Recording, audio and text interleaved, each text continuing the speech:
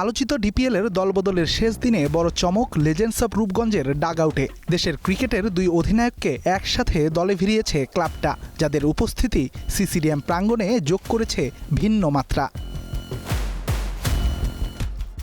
দলবদলের আগে স্টার নিউজেই দলটির কর্ণধার লুৎফর রহমান বাদল জানান, এবারের টুর্নামেন্টে অংশ নেবে না তার দল লেজেন্ডস অব রূপগঞ্জ। যদিও পরবর্তী সময়ে তামিমের অনুরোধে নিজের মত পাল্টেছেন এই ক্রিকেট সংগঠক। আমাদের সরকারের ক্রীড়া মন্ত্রী, আমাদের বোর্ড প্রেসিডেন্ট তামিম ইকবাল আমাকে রিকোয়েস্ট করেছিল। আমি অ্যাকচুয়ালি আপনারা জানেন যে আমি টিমের যা ছিল সবার সাথে সব থেকে আমি তাদেরকে ছেড়ে দিয়েছিলাম, কিছু ধরে রাখতে পেরেছি। তারপরে আমাদের ন্যাশনাল এখন আইকন দুইজনই, দুই ফরম্যাটের ক্যাপ্টেন, এবং আশা করছি এদেরকে নিয়ে এবার আমরা চ্যাম্পিয়ন ফাইটে থাকব। দলে বড় তারকার উপস্থিতি বাদলের পুরনো দিনের স্বভাব। সাকিব মাশরাফি কিংবা সাব্বিরের মতো ক্রিকেট তারকাদেরও পরিয়েছেন রূপগঞ্জের জার্সি। ধারাবাহিকতা ধরে রেখেই লিটন মিরাজের পর এবার আরেক টার্গেট কাটার মাস্টার মুস্তাফিজ। মুস্তাফিজের সাথে আমার কথা হয় না, আমার কোচের সাথে কথা হয়েছে।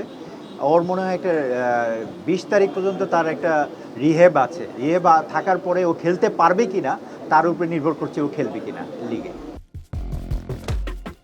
আসন্ন ডিপিএলের জন্য আগের মৌসুমে ক্লাবটিতে খেলা 7 ক্রিকেটারকে ধরে রেখেছে লেজেন্ডস অব রূপগঞ্জ। শেখ মেহেদী, শরীফুল ইসলাম, মাহমুদুল হাসান জয় আর নাসুম আহমেদের মতো তারকারা খেলবেন দলটির হয়ে। এমন দল পেয়ে নিজেদের উচ্ছ্বাসের কথাও জানিয়েছেন দুই ফরম্যাটের দুই অধিনায়ক।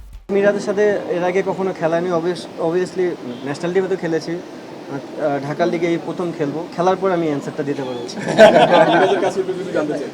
আমরা তো একসাথে অনেক দিন ধরে আছি এবং আমরা একসাথে টেস্ট, ওডিআই, টি20 সবই খেলেছি। এবং ক্লাব ক্রিকেটটা অবভিয়াসলি এটা একটা ডিফারেন্ট গেম এবং এখানে মানে সব ডোমেস্টিকের প্লেয়াররা একসাথে থাকে। এখানে সবার সাথে মানিয়ে নেওয়াটা কত ইম্পর্টেন্ট। বাট লিটন দাসকে তো নতুন করে চিনানোর কোনো কিছু নেই, সো আশা করি ভালো হবে একসাথে। মৌখিকভাবে সাইফ হাসানের সাথে চুক্তির কথা থাকলেও দিনের শেষ মুহূর্তে বসুন্ধরা স্ট্রাইকার্সে যোগ দেন এই opener. Redwan Shaon, star news, Dhaka.